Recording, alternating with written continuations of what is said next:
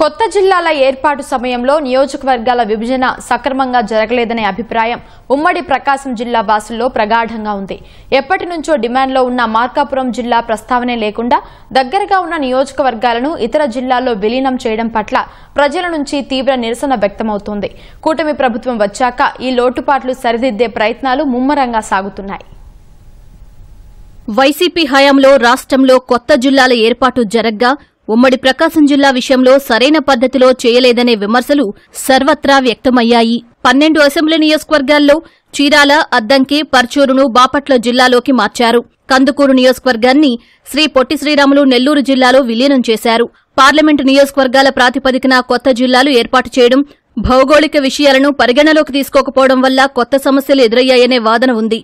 కూటమి ప్రభుత్వం అధికారంలోకొచ్చాక ఈ లోపాలను సవరించే దిశగా అడుగులు ముందుకు పడుతున్నాయి. పశ్చిమ ప్రకాశాన్నంతటినీ కలిపి మార్కాపురం జిల్లాగా, నెల్లూరులో కలిపిన కందుకూరు, బాపట్ల జిల్లాలో కలిపిన అద్దంకి నియోజకవర్గాన్ని తిరిగి ప్రకాశం జిల్లాలోకి కలిపేందుకు ప్రతిపాదనలు వచ్చాయి.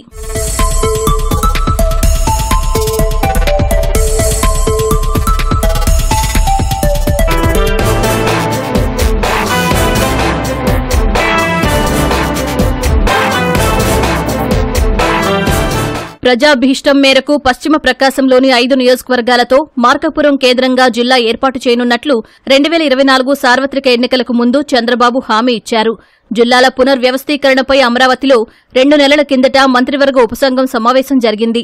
మార్కాపురం జిల్లా ఏర్పాటు ఆవశ్యకతపై జిల్లాకు చెందిన ప్రజాప్రతినిధులు వినతిపత్రం అందజేశారు.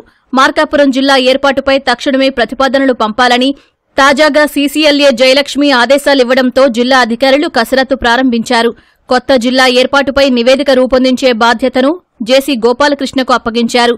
ఏ ప్రాంతాలను మార్కాపురం జిల్లాలో చేర్చాలనే అంశాలను పరిగణలోకి తీసుకుంటామని కలెక్టర్ రాజాబాబు పేర్కొన్నారు. మార్కాపురం ఒక జిల్లా చేయాలని ఎప్పటి నుంచో ప్రతిపాదన ఉంది. దాంట్లో భాగంగా ఒక వీసీ జరిగింది. సో జిల్లా యొక్క ఏర్పాటు ఆవశ్యకతకు సంబంధించినటువంటి ఒక రిపోర్ట్ ని పంపించమని చెప్పేసి అని అన్నారు. జేసీ గారు కూడా అదే పనిలో ఉన్నారు. వైబిలిటీ ఆఫ్ ద డిస్ట్రిక్ట్ ని మనం అసెస్ చేసుకుంటూ ఒక రిపోర్ట్ అయితే మనం పంపిస్తాం. మనకి మార్కాపురం జిల్లాలో ఒక 5 నియోజకవర్గాలు అన్నట్టుగా ఉంది. అదేవిధంగా మనకి ఒంగోలులో కూడా ఒక 5 నియోజకవర్గాలు అనేది, అంటే వైబిలిటీ కూడా చూసుకోవాలి. Administration viability and also the accessibility కూడా చూసుకోవాలి. కాబట్టి దాని ప్రకారమే మనం ఒకసారి రిపోర్ట్స్ అనేది తెప్పించుకుని మనం ఒక రిపోర్ట్ అయితే గవర్నమెంట్ పంపిస్తాం. జిల్లా కేంద్రమైన ఒంగోలుకు అద్దంకి 37 కిలోమీటర్ల దూరంలో ఉంది. పునర్విభజనలో భాగంగా ఈ నియోజకవర్గాన్ని బాపట్ల జిల్లాలో కలిపారు. అద్దంకి నుంచి అక్కడకు 90 కిలోమీటర్ల దూరం ఉండడంతో స్థానికులు ఆ జిల్లాలో విలీనం చేసేందుకు మొదటి నుంచి వ్యతిరేకిస్తూ వచ్చారు. పైగా ఒంగోలు వచ్చేందుకు నేరుగా రోడ్డు మార్గం ఉండటంతో పాటు ప్రతి 10 నిమిషాలకు బస్సు సౌకర్యం ఉంది. కేవలం 45 నిమిషాల్లోనే ఒంగోలు చేరుకోవచ్చు. అదేవిధంగా 50 కిలోమీటర్ల లోపు దూరం ఉన్న కందుకూరును 110 కిలోమీటర్ల దూరంలో ఉన్న నెల్లూరు జిల్లాలో కలిపారు. దీన్ని కూడా ఆ ప్రాంత ప్రజలు వ్యతిరేకించారు. ఇప్పుడు ఈ 2 నియోజకవర్గాలను తిరిగి ప్రకాశంలో విలీనం చేసే అవకాశం ఉంది. ప్రకాశంలో ఒంగోలు, కొండపి, సంతనూతలపాడు, అద్దంకి, కందుకూరు నియోజకవర్గాలు ఉండనున్నాయి. కొత్తగా ఏర్పడే మార్కాపురం జిల్లాలో దర్శి, మార్కాపురం, కనిగిరి, గిద్దలూరు, ఎర్రగొండపాలెం నియోజకవర్గాలు చేరనున్నాయి. గతంలో కర్నూలు, ప్రస్తుతానికి నంద్యాల జిల్లాలో ఉన్న శ్రీశైలం మండలాన్ని మార్కాపురం జిల్లాలో కలపడానికి ఒక ప్రతిపాదన వచ్చింది. మార్కాపురానికి శ్రీశైలం 84 కిలోమీటర్ల దూరంలో ఉంది. నంద్యాలకైతే ఏకంగా 165 కిలోమీటర్ల దూరం ఉంటుంది. అందుకే శ్రీశైలం మండలాన్ని మార్కాపురంలో చేర్చాలనే డిమాండ్ వినిపిస్తోంది.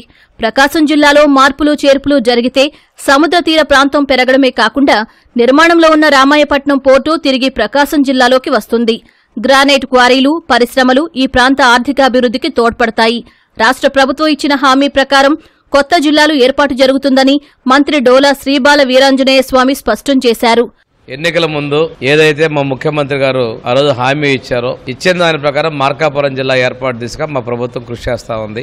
ఆ రోజు జిల్లాల విభజనప్పుడు మార్కాపురంలో ప్రజలందరూ కూడా సపరేట్ జిల్లా కావాలి, జిల్లా కేంద్రం దూరం అవుతుందని చెప్పి ధర్నాలు చేసిన, నిరాహార దీక్షల ఆనాటి ముఖ్యమంత్రి, ఆనాటి ప్రభుత్వం స్పందించలేదు. మా ప్రీతం నాయకులు చంద్రబాబు నాయుడు గారు చెప్పినట్లుగా ఈ రోజు పాత కందుకూరు తిరిగి ప్రకాశం జిల్లాలోకి, అద్దంకి కూడా ప్రకాశం జిల్లాలోకి వచ్చే విధంగాను మేము ఎన్నికల ముందు చెప్పిన దానికి కట్టుబడి ఉన్నాం. ఆ విధంగా పురోగతిలో చర్యలు తీసుకుంటున్నామని.